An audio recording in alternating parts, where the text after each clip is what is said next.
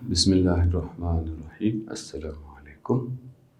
Chemistry की class है, chemistry का लेक्चर है जिसमें हम फर्स्ट ईयर की केमिस्ट्री पढ़ रहे हैं और ये चैप्टर नंबर 2 एटॉमिक स्ट्रक्चर इस चैप्टर का नाम है। इस चैप्टर में हम जो जो टॉपिक जो मेन हेडिंग है उस टॉपिक का वो है डिस्चार्ज ट्यूब एक्सपेरिमेंट्स। तो इसका मतलब ये है कि हम एक से ज़्यादा एक्सपेरिमेंट्स पढ़ने वाले हैं। किस चीज़ के एक्सपेरिमेंट्स हैं? डिस्चार्ज ट्यूब के एक्सपेरिमेंट्स हैं। डिस्चार्ज ट्यूब क्या है, ये हमारा स्टार्टिंग है। What is discharge tube? What is discharge tube? Discharge tube के बारे में हमने अब पहले बताना है। जब तक हमें ये पता नहीं चलेगा कि डिस्चार्ज ट्यूब क्या है तो हम चीज़ों को आगे नहीं ले जा सकते हैं। इसलिए डिस्चार्ज ट्यूब एक्चुअली एक ऐसा ग्लास का बना हुआ ट्यूब है। उस ट्यूब के अंदर दो इलेक्ट्रोड्स होते हैं, एक को कैथोड कहते हैं, एक को एनोड कहते हैं। और इस ट्यूब के अंदर एक छोटा सा सुराख होता है। उस सुराख की मदद से हम गैसेस को या तो इवैक्यूएट कर रहे होते हैं या इसको ट्यूब को फिल कर रहे होते हैं। ये एक ग्लास मेड ट्यूब है। ये एक ग्लास मेड ट्यूब, और इसको ऐसा कर दिया।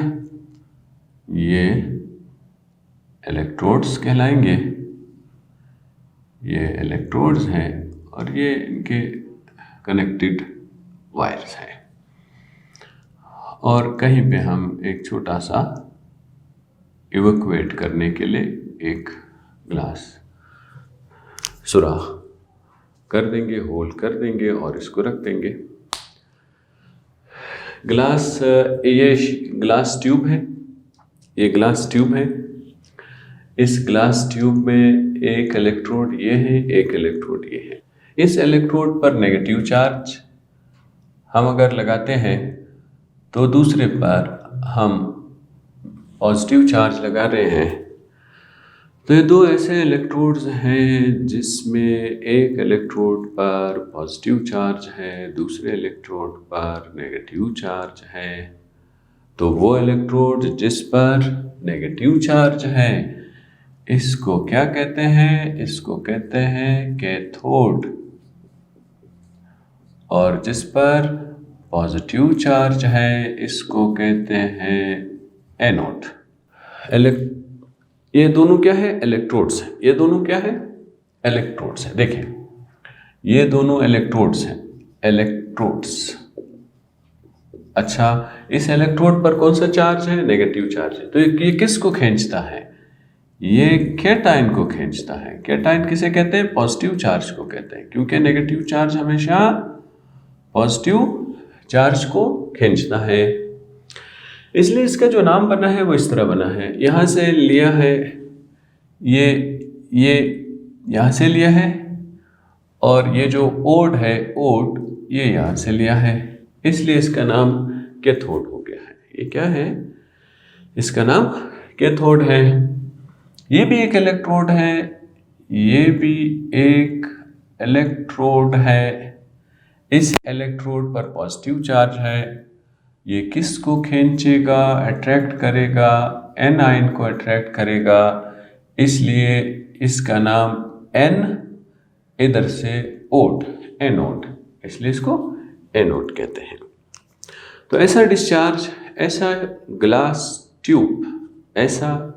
ट्यूब जो कि जिसके अंदर कैथोड भी है, जिसके अंदर एनोड भी है, और इसमें एक छोटा सा सुराख भी है, इसको डिस्चार्ज ट्यूब कहते हैं। ये जो डिस्चार्ज ट्यूब है, इस को डिस्कवर करने के बाद लोगों ने डिफरेंट गैसेस में से इलेक्ट्रिक करंट पास करने की कोशिश की। Electric current electric current pass करने की कोशिश की। गैसेस में से इलेक्ट्रिक करंट पास करने की कोशिश की गई। तो इस कोशिश के दौरान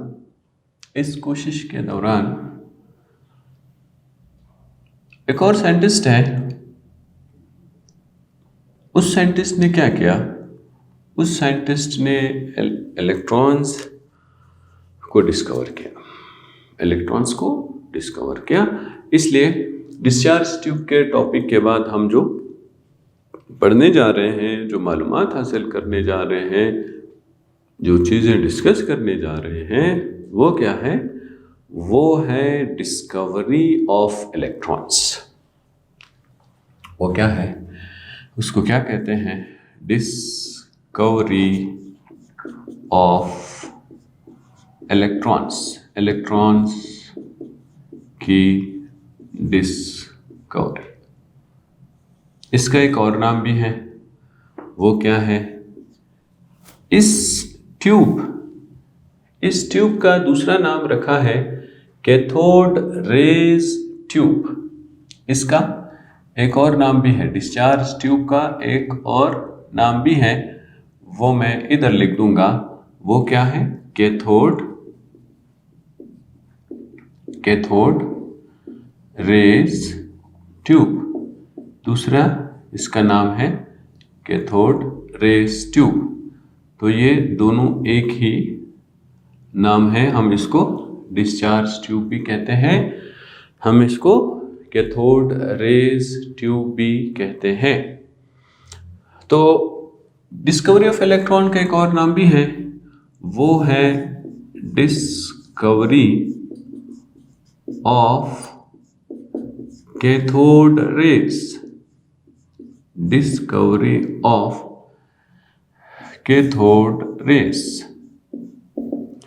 डिस्कवरी ऑफ कैथोड रेज हम पढ़ने जा रहे हैं। इस वक्त हम डिस्कवरी, देखिए कैथोड तो ये है।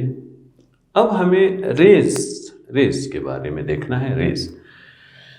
देखिए रेस के बारे में तो ये बात हम सबको मालूम है कि रेडिएशन है या इलेक्ट्रोमैग्नेटिक रेडिएशन भी इसको कहते हैं। तो हमारे पास ये रेडिएशन की किस्म है, रेज है। इसका मतलब यह है कि यहाँ से रेस प्रोड्यूस करवाए जाने वाले हैं, रेस को प्रोड्यूस करवाना चाह रहे हैं। तो इसलिए एक साइंटिस्ट ने क्या किया? एक साइंटिस्ट ने इस काम को आगे ले जाने के लिए उन्होंने ये डिस्चार्ज ट्यूब लिया। डिस्चार्ज ट्यूब लेने के बाद यहाँ पे ये डिस्चार्ज ट्यूब है और यहाँ पर इन्होंने, ये डिस्चार्ज ट्यूब है। इस डिस्चार्ज ट्यूब को इन्होंने सोर्स के साथ कनेक्ट कर दिया, बैटरी के साथ कनेक्ट कर दिया। ये बैटरी के साथ कनेक्ट हो गया, ये बैटरी के साथ कनेक्ट हो गया। यहाँ पे ये जो बैटरी का नेगेटिव टर्मिनल है, इसलिए ये भी नेगेटिव हो गया, और ये बैटरी का पॉजिटिव टर्मिनल है, इस वजह से ये भी पॉजिटिव में कन्वर्ट हो गया। लोगों ने, काम करने वालों ने इसमें गैस भर दी। गैस के भरने के बाद इसमें से इलेक्ट्रिक करंट पास करने की कोशिश की गई। तो उन्होंने ये ऑब्जर्व किया कि कोई इलेक्ट्रिक करंट इसमें से पास नहीं हो रहा है। तो फिर आहिस्ता आहिस्ता यहाँ से गैस को निकालने लगे, इवैक्यूएट करने लगे, इस ट्यूब के अंदर से गैस को कम करने लगे। गैस कम होती चली गई। जब इसके अंदर इतनी थोड़ी सी गैस रह गई कि इस गैस का जो प्रेशर बन रहा था वो 0.01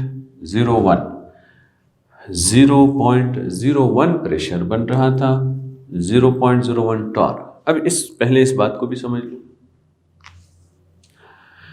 जहाँ पे हवा वाफिर मिकदार में मौजूद होती है तो हम ये कहते हैं कि यहाँ हवा का जो प्रेशर है वो 760 टॉर है। इस वक्त ये जो रूम है,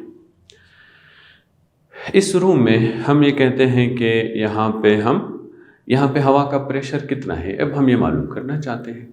तो हमारे पास इस वक्त या तो हमारे पास कोई अपरेटस होना चाहिए जिसकी मदद से हम हवा का प्रेशर मालूम कर सकते हैं।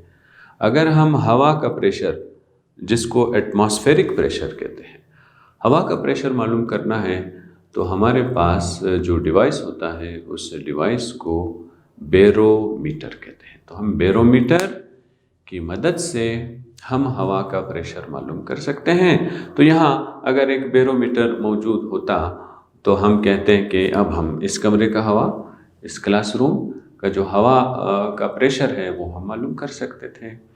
लेकिन आज इस वक्त लेक्चर के दौरान बैरोमीटर अवेलेबल नहीं है। जब नहीं है तो हम ये चेक करना चाह रहे हैं कि क्या यहाँ पे हवा का जो प्रेशर है, एटमॉस्फेरिक प्रेशर है, वो 760 है, आसपास है, नहीं है, किस तरह है। तो बहुत आसान बात है। आसान बात यह है कि हम अगर सांस आसानी से ले रहे हैं, हमें सांस लेने में कोई तकलीफ़ नहीं हो रही है और हम तंदुरुस्त हैं, हम बिल्कुल हेल्दी पर्सन हैं, तब मैं हेल्दी पर्सन हूँ, मैं सांस ले रहा हूँ, मैं इजी फील कर रहा हूँ, कोई प्रॉब्लम नहीं है मुझे। इट मीन्स कि मैं ये गेस कर सकता हूँ कि यहाँ जो एटमॉस्फेरिक प्रेशर है, यहाँ जो हवा का प्रेशर है वो 760 टॉर है। तो अब आपको थोड़ा सा आइडिया क्लियर हो गया होगा कि यहाँ देखिए वैल्यू क्या लिखी हुई है, 0.01 टॉर, जबकि स्टैंडर्ड क्या है 760 टॉर है। ये वैल्यू बहुत कम है, बहुत थोड़ी सी गैस है, इसके अंदर बहुत हल्की, थोड़ी सी, बहुत कम मिकदार में गैस डाल दी गई, छोड़ दी गई इतनी गैस। इसके बाद साथ साथ यहाँ पे बैटरी के वोल्टेज को बढ़ाया गया, जो कि 5000 वोल्ट से लेकर 10,000 वोल्ट तक इसका रखा गया, वोल्टेज रखा गया इसका, इस बैटरी का। तो वोल्टेज बढ़ाई गई और यहाँ पे साथ में क्या करवाया गया, साथ में जो हवा है उसका जो प्रेशर है वो कम करवाया गया। तो ये 5000 से लेकर 10,000 वोल्ट यहाँ इसमें रखा है। फिर काम करने वालों ने ये नोट किया कि यहाँ से कोई रेडिएशन निकल रही है और यहाँ आगे जाके टकरा रही है, रेडिएशन निकल रही है और आगे जाके टकरा रही है। जिन लोगों ने काम करना था उनमें से एक साइंटिस्ट ने इसमें हाइड्रोजन गैस डाला। हाइड्रोजन गैस के डालने के बाद उसने ये नोट किया कि यहाँ से कोई ब्लू कलर की रोशनी यहाँ से आ रही है, ब्लू कलर की रोशनी यहाँ से, रेडिएशन यहाँ से आ रही है। तो उन्होंने कहा कि देखिए ये तो कहाँ से ये रेडिएशन निकल रही है, ये रेडिएशन कैथोड से निकल रही है। ये रेडिएशन जब कैथोड से निकल रही है इसलिए इस रेडिएशन का नाम क्या रख दिया, कैथोड रेज, इस रेडिएशन का नाम रख दिया है, इस रेडिएशन का नाम कैथोड रेज रख दिया है। अब जो कैथोड रेज है, कैथोड से निकल रहे हैं और एनोड की तरफ जा रहे हैं, तो इसका नाम हो गया डिस्कवरी। तो ये डिस्कवर हो गए, कैथोड रेज डिस्कवर हो गए, कैथोड रेज की डिस्कवरी आ गई है। फिर लोगों ने क्या किया, लोगों ने यहाँ से मुकम्मल तौर पे गैस को निकाल दिया, गैस को मुकम्मल तौर पे निकाल दिया, इसको बिल्कुल इवैक्यूएट कर दिया। फिर भी ये नोट किया कि यहाँ से ये कलर तो गायब हो गया, कलर गायब हो गया, लेकिन इस एनोड के साइड पर एक केमिकल लगाया, जिस केमिकल का नाम है जिंक सल्फाइड। ये इस केमिकल का नाम है, ये जिंक सल्फाइड है, इसको हम इस तरह लिखते हैं, ये जिंक सल्फाइड है। ये जिंक सल्फाइड एक ऐसा केमिकल है, इसके अंदर ये प्रॉपर्टी है कि जब भी कोई रेडिएशन इससे जाके टकराता है तो जिंक सल्फाइड चमकने लगता है, फ्लोरिसेंट है, इसको फ्लोरिसेंट कहते हैं हम। ये जिंक सल्फाइड क्या है, ये चमकने लगता है। तो यहाँ जब एनोड के साइड पर जिंक सल्फाइड लगाया गया तो यहाँ से रेडिएशन आ रही थी, उसका कलर तो नहीं है, रेडिएशन नज़र तो नहीं आ रही है, लेकिन जिंक सल्फाइड पर स्पार्क प्रोड्यूस हो रहा था। स्पार्क प्रोड्यूस होने का मतलब यह है कि रेडिएशन अभी भी प्रोड्यूस हो रही है, निकल के आ रही है। अब सवाल ये बनता है, जब इसके अंदर कोई गैस मौजूद ही नहीं है तो ये रेडिएशन कहाँ से आ रही है? तो बाद में पता चला कि ये रेडिएशन एक्चुअली इस कैथोड के अंदर से आ रही है। ये रेडिएशन कैथोड के अंदर से बन के आ रही है। कैसे बन के आ रही है? आप सबको मालूम है, ये जो हमारे पास जो कैथोड के रॉड्स हैं उनके अंदर क्या होते हैं, एटम्स होते हैं। तो ये जो एटम्स हैं, ये जो एटम्स हैं, अब हर एटम के अंदर क्या मौजूद है? इलेक्ट्रॉन मौजूद है। हर एटम के अंदर इलेक्ट्रॉन, फर्ज कर लेते हैं मैं इसको यहाँ इस तरह बना दूंगा ताकि आसानी से बात समझ में आ जाए। ये देखिए, हर कैथोड में एटम्स है और एटम्स में क्या है? इलेक्ट्रॉन्स मौजूद हैं। यहाँ से ये जो कनेक्टिंग वायर कनेक्टेड है, ये कनेक्टिंग वायर, इसको एक फोर्स बैटरी के तरफ से मिल रही है। बैटरी के तरफ से एक फोर्स मिल रही है, उसको EMF कहते हैं, इलेक्ट्रोमोटिव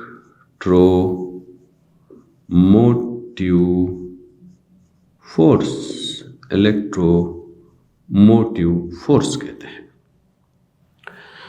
ये जो EMF है, ये क्या कर रहा है? ये यहाँ जो इस कनेक्टिंग वायर में जो इलेक्ट्रॉन्स है उनको पुश कर रहा है, आगे ले जा रहा है। वो क्या कर रहे हैं? वो इलेक्ट्रोड के अंदर जो इलेक्ट्रॉन्स मौजूद हैं उनको पुश कर रहे हैं। उनको पुश करने की वजह से ये इलेक्ट्रॉन यहाँ से रेडिएशन की शक्ल में निकल रहे हैं। तो इस का नाम कैथोड रेज रख दिया गया है। ये सारे का सारा जो है, ये क्या है? कैथोड रेज की डिस्कवरी है। ये कैथोड रेज की डिस्कवरी है। इस को फिर बाद में एक साइंटिस्ट है, उसका नाम स्टोनी है। उस साइंटिस्ट ने इसको इलेक्ट्रॉन का नाम दे दिया, नेम्ड इलेक्ट्रॉन। इसने इसका नाम इलेक्ट्रॉन रख दिया। ये रेडिएशन जब डिस्कवर हुए तो लोगों में एक हलचल मच गई कि ये तो बिल्कुल नई चीज़ है। कुछ ने कहा नहीं ये तो पुरानी चीज़ है, कोई आम सी रेडिएशन है। कुछ ने कहा नहीं, ये आम सी रेडिएशन नहीं है, ये बाकी रेडिएशन से डिफरेंट है। इससे पहले हमने इस तरह की कोई रेडिएशन देखी नहीं थी। तो लोगों ने ये कोशिश की कि पहले पता तो चलाए कि ये लाइट से रिलेटेड है, ये लाइट वाली प्रॉपर्टी इसके अंदर मौजूद है या नहीं है। तो इन्होंने प्रॉपर्टीज़ मालूम करने की कोशिश की। प्रॉपर्टीज़ किसकी? Properties of cathode rays, cathode rays की प्रॉपर्टीज़ मालूम करने की कोशिश की। कैथोड रेज मालूम करने की कोशिश की। सबसे पहले वो ये देखना चाह रहे थे कि इनके अंदर लाइट की क्वालिटी है, लाइट की प्रॉपर्टी है भी या नहीं है। बहुत पहले ये बात प्रूफ हो चुकी है कि लाइट हमेशा जो है वो स्ट्रेट लाइन में मूव करता है, लाइट हमेशा स्ट्रेट लाइन में मूव करता है। तो ये देखने के लिए कि ये लाइट की प्रॉपर्टी रखता है या नहीं रखता है, तो क्या किया गया, तो इसके रास्ते में इस ग्लास ट्यूब के अंदर एक छोटा सा व्हील रखा गया जो इजीली से रोटेट हो सकता हो। और व्हील रखने से पहले इसके अंदर एक हल्का सा ओपेक ऑब्जेक्ट रख दिया गया। ओपेक ऑब्जेक्ट रख दिया गया। ओपेक ऑब्जेक्ट एक ऐसा ऑब्जेक्ट है जिसमें से लाइट पास नहीं हो सकती है। The object cannot pass light। ये एक होता है ट्रांसपेरेंट, एक होता है ओपेक। ट्रांसपेरेंट में से लाइट गुजर के चली जाती है, ओपेक में से लाइट नहीं गुजरती है। तो उन्होंने ये देखा कि यहाँ पे जब इन्होंने इसके रास्ते में ओपेक ऑब्जेक्ट रखा तो उस ऑब्जेक्ट का शेडो आगे जाके पड़ रहा था। इससे ये पता चल गया कि ये जो कैथोड रेज है ये स्ट्रेट लाइन में मूव कर रहे हैं। तो ये कहाँ मूव कर रहे हैं? ये मूव कर रहे हैं स्ट्रेट लाइन में, ये स्ट्रेट लाइन में मूव कर रहे हैं। तो उन्होंने कहा चलो ये एक प्रॉपर्टी तो लाइट की हो गई है, ये तो लाइट से रिलेटेड कोई बात लग रही है, लाइट इसकी जो प्रॉपर्टी है वो लाइट जैसी प्रॉपर्टी लग रही है। तो एक तो पॉइंट हो गया कि इसके अंदर लाइट की प्रॉपर्टी। दूसरी ये देखने जा रहे थे कि लाइट की प्रॉपर्टी तो है, तो ये देखते हैं कि कहीं इसके अंदर चार्ज तो नहीं है, एक न्यूट्रल लाइट है या चार्ज्ड लाइट है, न्यूट्रल है या चार्ज्ड है। इस बात को समझने के लिए लोगों ने क्या किया, लोगों ने जो है इसको कैथोड रेस को मैग्नेटिक फील्ड में से पास्ड थ्रू मैग्नेटिक फील्ड। किसको मैग्नेटिक फील्ड में से पास किया? कैथोड रेस को पास्ड थ्रू मैग्नेटिक फील्ड, इसको मैग्नेटिक फील्ड में से पास किया, ये देखने के लिए कि इसके अंदर चार्ज मौजूद है या नहीं है। अगर हम ये चेक करना चाहते हैं कि रेडिएशन में चार्ज मौजूद है या नहीं है, तो हमने उसको मैग्नेटिक फील्ड में से पास करना है। अगर ये मैग्नेटिक फील्ड में विदाउट डिफ्लेक्शन कोई काम नहीं हुआ है, सीधा जिस तरह था उस तरह गुजर गया, तो हम कहते हैं देयर इज नो चार्ज। लेकिन अगर ये मैग्नेटिक फील्ड में डिफ्लेक्ट हो जाता है, झुक जाता है, अपना रास्ता तब्दील कर लेता है, तो इसके लिए कौन सा लफ्ज़ इस्तेमाल होता है? डिफ्लेक्शन। तो डिफ्लेक्ट, अगर मैग्नेटिक फील्ड में ये डिफ्लेक्ट हो रहा है तो इसका मतलब ये है इसके अंदर चार्ज मौजूद है। तो एक्सपेरिमेंट करने के बाद पता चला कि deflected in magnetic field, deflected in magnetic field, deflected in magnetic, जिससे क्या साबित हुआ? ये साबित हुआ कि कैथोड रेज जो है वो चार्ज्ड रेज है, यानी इसके अंदर चार्ज वाली प्रॉपर्टी छुपी हुई है। और स्ट्रेट लाइन से क्या साबित हुआ कि इसके अंदर लाइट की प्रॉपर्टी छुपी हुई है, लाइट प्रॉपर्टी, कि ये लाइट की प्रॉपर्टी रखती है, और ये कि इसके अंदर चार्ज मौजूद है। अब तीसरा पॉइंट आ गया। तीसरा पॉइंट ये आ गया कि चार्ज का तो पता चल गया कि ये चार्ज्ड है, लेकिन अब हमने ये देखना है कि इसमें चार्ज कौन सा है। पॉजिटिव चार्ज है या नेगेटिव चार्ज है, अब हम ये देखना चाह रहे हैं। तो इसके लिए फिर इसमें इस रेडिएशन को passed through electric field,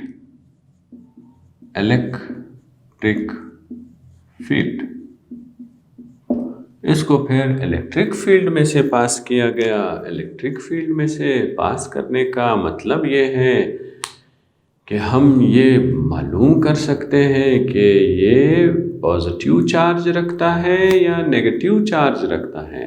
electric field में हमारे पास जब भी हमारे पास जितने भी इलेक्ट्रिक अप्लायंस हैं, जो बिजली के बने हुए जितनी भी चीज़ें हैं, उसमें अगर हम देखते हैं तो उसमें हमेशा 2 इलेक्ट्रोड्स होते हैं, 2 तार होते हैं। एक को हम पॉजिटिव कहते हैं, एक को हम नेगेटिव कहते हैं। तो इसी तरह इलेक्ट्रिक फील्ड बनाने के लिए भी हम एक पॉजिटिव प्लेट रखते हैं और एक नेगेटिव प्लेट रखते हैं। पॉजिटिव प्लेट और नेगेटिव प्लेट रखने के बाद इस तरह एक पॉजिटिव प्लेट बना देते हैं, ये पॉजिटिव प्लेट बन जाएगा। इस तरह एक नेगेटिव प्लेट बन जाएगा, ये पॉजिटिव प्लेट हो गया, ये नेगेटिव प्लेट हो गया। और दरमियान में डिस्चार्ज ट्यूब पड़ा हुआ है। अब ये जो कैथोड रेज है, अगर ये डिस्चार्ज ट्यूब को ऐसा, मैं आपको समझाने के लिए अगर मैं ऐसा रख दूं, तो ये डिस्चार्ज ट्यूब है। अब ये रोशनी ऐसे आई, यहाँ तक तो ठीक चल रही, फिर यहाँ से ऐसे ऊपर की तरफ चली गई। इससे क्या बात, कौन सी बात सामने आ रही है? इससे ये बात सामने आ रही है कि इस रोशनी के अंदर कौन सा चार्ज मौजूद है? नेगेटिव चार्ज मौजूद है। इससे ये पता चला कि इसके अंदर नेगेटिव चार्ज है, इसी वजह से तो ये पॉजिटिव प्लेट की तरफ जाके अट्रैक्ट हो गया है। फिर ये बात तीसरे से ये पता चला कि cathode rays are negatively charged. ये क्या है? ये नेगेटिवली चार्ज्ड है, इनके अंदर नेगेटिव चार्ज मौजूद है। ये बात भी मालूम हो गई। ये ज़रूरी बातें थी, ये मालूम करनी थी। फिर एक और एक्सपेरिमेंट ये भी हुआ कि चार्ज टू मास रेशो मालूम किया गया। Charge to mass ratio, charge to mass ratio मालूम किया गया। चार्ज टू मास रेशो किस तरह मालूम किया जाता है, वो हमारा एक पूरा सा लेक्चर होगा। चार्ज टू मास रेशो के मालूम करने का पूरा सा लेक्चर हम डिस्कस करेंगे। तो चार्ज टू मास रेशो मालूम किया। चार्ज टू मास रेशो के दौरान ये एक बात पता चली है कि कैथोड रेस की जो चार्ज टू मास रेशो की वैल्यू है वो चेंज नहीं हो रही है। अगर हम इसमें डिफरेंट गैस डाल रहे हैं, हाइड्रोजन डाल रहे हैं फिर भी वही वैल्यू है, हीलियम डाल रहे हैं फिर भी वही वैल्यू है, तो फिर ये एक बात सामने आ गई कि ये जो हम जिस कैथोड रेस की बात कर रहे हैं, ये हाइड्रोजन और हीलियम से रिलेटेड बात गैस से रिलेटेड बात ही नहीं है, गैस से रिलेटेड बात नहीं है। ये असल में चूंकि इस कैथोड के अंदर से पार्टिकल्स निकल रहे हैं, तो इस वजह से charge to mass ratio gas के तब्दील करने की वजह से चेंज नहीं हो रही है। तो यहाँ फिर एक बात ये भी सामने आ गई कि ये गैस पर इसकी वैल्यू डिपेंड नहीं करती है। ये फिर लास्ट में जाके स्टोनी ने इनका नाम क्या रख दिया कि इलेक्ट्रॉन्स रख दिया है। और इनके अंदर फिर एक प्रॉपर्टी ये भी पाई गई कि जब ये जिंक सल्फाइड से टकराते हैं, जब ये स्ट्राइक करते हैं, स्ट्राइक विद जिंक सल्फाइड, तो फिर जिंक सल्फाइड क्या प्रोड्यूस स्पार्क। तो फिर क्या है, प्रोड्यूस स्पार्क। तो ये स्पार्क प्रोड्यूस करता है। एक प्रॉपर्टी ये भी है इन कैथोड रेज में, एक प्रॉपर्टी ये भी देखी गई कि ये जो कैथोड रेज है ये प्रोड्यूस एक्स रेज जब हैवी मेटल एनोड से टकराते हैं। Produce X ray when collide with heavy metal anode, collide with या strike with heavy metal anode. तो हैवी मेटल एनोड के साथ जब ये टकराते हैं तो इनके टकराने की वजह से क्या एक्स रेज प्रोड्यूस हो रहे हैं। ये भी एक नई बात सामने आ गई है। ये बड़ी ज़बरदस्त किस्म की डिस्कवरी हुई है, बेहतरीन किस्म की चीज़ों के मालूमात लोगों के सामने आ गई है। तो ये सारे हो गया। और एक पॉइंट फिर ये भी देखा गया, वो पॉइंट ये था कि इसमें क्या देखते हैं, फोटोग्राफिक प्लेट। जब इस कैथोड रेज के सामने फोटोग्राफिक प्लेट को रखा गया तो उस पर फोगिंग इफेक्ट प्रोड्यूस हो गया, उस पर स्पॉट्स बन गए, वो धुंधला सा हो गया, उस तरह नहीं था बिल्कुल डार्क जिस तरह के शुरू में था, बल्कि इसका क्या हो गया, फोगिंग इफेक्ट पैदा है। तो दे प्रोड्यूस फोगिंग इफेक्ट,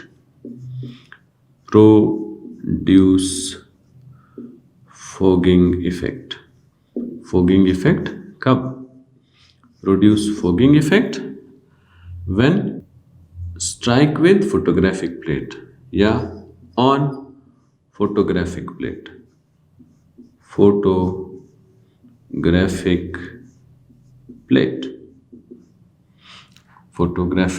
जब ये फोटोग्राफिक प्लेट के साथ टकराते हैं तो फोगिंग इफेक्ट प्रोड्यूस कर रहे होते हैं।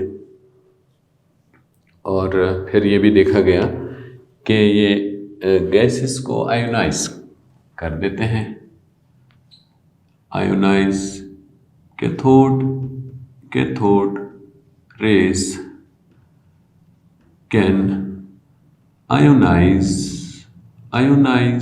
गैसेस। ये जब गैसेस के साथ टकराते हैं तो ये आयोनाइज कर। इस पॉइंट को भी समझ लो कि इसका क्या मतलब है। एक मॉलिक्यूल है, न्यूट्रल फॉर्म में है। अब यहाँ से एक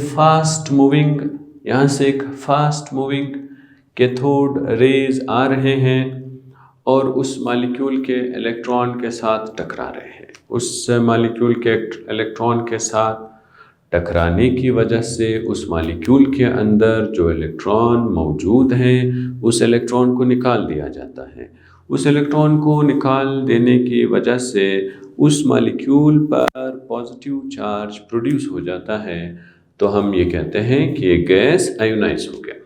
तो गैस आयोनाइज हो गया, इसलिए ये इसके अंदर ये प्रॉपर्टी मौजूद है कि ये फास्ट मूविंग इलेक्ट्रॉन है। अक्सर स्टूडेंट्स ये सवाल पूछते हैं कि सर ये कैसे हो सकता है कि कैथोड रेज में भी इलेक्ट्रॉन मौजूद है और मॉलिक्यूल के अंदर भी इलेक्ट्रॉन मौजूद है। इलेक्ट्रॉन और इलेक्ट्रॉन दोनों के बीच में नेगेटिव चार्ज है, तो ये एक दूसरे को तो रिपल करते हैं, ये फिर इलेक्ट्रॉन को निकाल कैसे रहते हैं। इसकी वजह यह है कि ये जो कैथोड रेज आ रहे हैं ये वेरी फास्ट मूविंग है, ये एज कंपेयर टू उस इलेक्ट्रॉन के जो के ऑर्बिटल में मौजूद है। उसकी अगर हम एक्सेलरेशन देखते हैं, उसकी अगर हम स्पीड देखते हैं और हम अगर इस कैथोड रेज की स्पीड देखते हैं तो इनकी स्पीड बहुत ज़्यादा है। मैक्सिमम ग्रेटर स्पीड होने की वजह से ये कैथोड आता है, मॉलिक्यूल के इलेक्ट्रॉन के साथ टकराता है और उस इलेक्ट्रॉन को यहाँ से निकाल देता है, तो गैस के मॉलिक्यूल को आयोनाइज कर देता है। इस प्रॉपर्टी की वजह से कैथोड रेस कैन परफॉर्म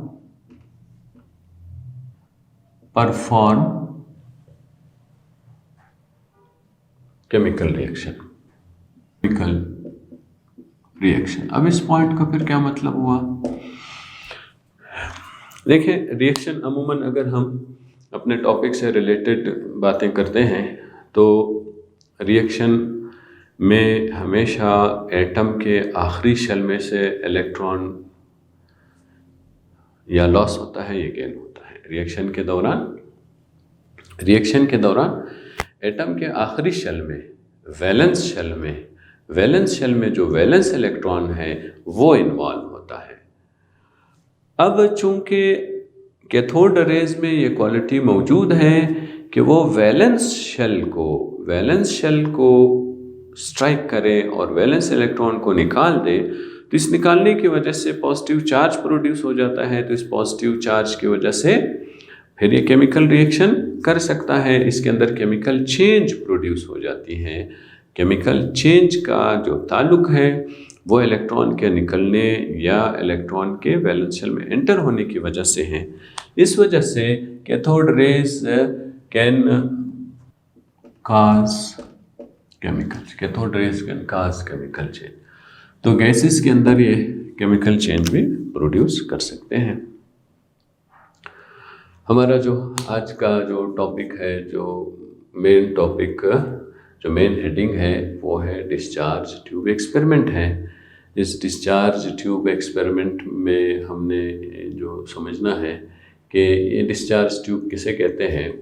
तो डिस्चार्ज ट्यूब एक ग्लास मेड ट्यूब है जिसके अंदर कैथोड और एनोड होता है और एक छोटा सा हल्का सा सुराख भी इसके अंदर होता है, होल होता है। इसको डिस्चार्ज ट्यूब भी कहते हैं, कैथोड रेस ट्यूब भी कहते हैं। इसकी जब डिस्कवरी हुई तो फिर मुख्तलिफ लोगों ने गैस के अंदर से इलेक्ट्रिक करंट को पास करने की कोशिश की और ये एक्सपेरिमेंट्स किया। इस एक्सपेरिमेंट के दौरान फिर एक एक्सपेरिमेंट ये हुआ कि कैथोड रेस प्रोड्यूस हो गए। कैथोड रेस कैसे प्रोड्यूस हुआ है कि जब मैक्सिमम या हाई वोल्टेज 10,000 तक का वोल्टेज प्रोवाइड किया गया और थोड़ी सी गैस इसके अंदर रख दी गई जिसका जो प्रेशर बन रहा था वो 0.01 था। तो ये देखा गया कि कैथोड में से कोई रेडिएशन निकल रही है और कहाँ जा रही है? एनोड की तरफ जा रही है। एक्सपेरिमेंट से फिर बाद में ये मालूम हुआ कि असल में ये रोशनी किसी गैस के अंदर से निकलने वाली नहीं है, ये असल में किसी गैस में से नहीं निकल रही है, लेकिन ये यहाँ पे जो मौजूद कैथोड है उसके अंदर जो इलेक्ट्रॉन पाए जाते हैं उन इलेक्ट्रॉन्स को बाहर निकाला जा रहा है, पुश करके निकाला जा रहा है। तो ये फिर डिस्कवरी हो गई थी। तो फिर एक साइंटिस्ट है, उसका नाम स्टोने है, उसने फिर बाद में एक्सपेरिमेंट्स कंप्लीट हो जाने के बाद फिर इसका नाम रख दिया कि ये एक इलेक्ट्रॉन कहलाता है, ये एक इलेक्ट्रॉन है। प्रॉपर्टीज़ ऑफ कैथोड रेज में ये मालूम करना चाह रहे थे कि क्या इसके अंदर लाइट के प्रॉपर्टी है या नहीं है। तो इसकी रोशनी में, इसके पाथवे में, रास्ते में ओपेक ऑब्जेक्ट रख दिया गया और ये देखा गया कि ये सीधा ये रेडिएशन जा रही हैं या बेंड हो जाती हैं किसी तरफ without magnetic and electric field. तो फिर इनको ये क्लियर हो गया कि ये तो एक शेडो बना रहा है, तो ये लाइट प्रॉपर्टी रखता है। फिर ये देखने की कोशिश की गई कि इनके अंदर कोई चार्ज मौजूद है या नहीं है, इसलिए मैग्नेटिक फील्ड में से पास करके देखा गया तो मैग्नेटिक फील्ड में डिफ्लेक्ट हो गए। तो कैथोड रेज चार्ज रेज हैं। फिर ये इलेक्ट्रिक प्लेट्स इस पर लगाए गए। इलेक्ट्रिक प्लेट्स के लगाने के बाद फिर जब देखा गया तो ये उन्होंने देखा कि ये पॉजिटिव प्लेट की तरफ चला गया। तो इसका मतलब ये हुआ कि इसके अंदर कौन सी नेगेटिव पार्टिकल्स मौजूद हैं। Charge to mass ratio, gas के तब्दील होने से चार्ज टू मास रेशो में कोई तब्दीली नहीं आई। ये जब जिंक सल्फाइड से टकराते हैं तो क्या स्पार्क प्रोड्यूस करते हैं, एक्स रेज भी प्रोड्यूस कर सकते हैं और फोगिंग इफेक्ट कॉज करते हैं, गैस को आयनाइज कर सकते हैं, केमिकल चेंज भी ये लेके आ सकते हैं। और इसके बाद एक पॉइंट और अगर आप कहते हैं कि इसमें जब इसी डिस्चार्ज ट्यूब में एक हल्का सा क्या रखा गया, एक व्हील रखा गया, तो ये नोट किया गया कि ये जब ये डिस्चार्ज ट्यूब में से कैथोड रेज गुजर रहे थे और जब ये व्हील से टकराते तो व्हील मूव करने लगा। इससे ये साबित हुआ कि इस चार्ज, ये जो कैथोड रेज है, इसके अंदर पार्टिकल मौजूद है। तो ये क्या है? पार्टिकल नेचर है। पार्टिकल नेचर है, ये पार्टिकल नेचर है। और ये जब भी किसी जगह से टकराता है तो जगह गर्म हो जाती है। तो इससे फिर ये बात भी सामने आ गई कि इनके अंदर पार्टिकल्स हैं तो इनके अंदर काइनेटिक एनर्जी मौजूद है, एग्जिस्ट काइनेटिक एनर्जी, इनके अंदर काइनेटिक एनर्जी मौजूद है। तो आज का जो लेक्चर है यहाँ पे ख़त्म हो रहा है। अल्लाह हाफिज़। नेक्स्ट हमारा जो टॉपिक होगा उसके साथ में दोबारा नेक्स्ट लेक्चर में आपसे इसी डिस्चार्ज ट्यूब एक्सपेरिमेंट से रिलेटेड है, ये हम डिस्कस करेंगे।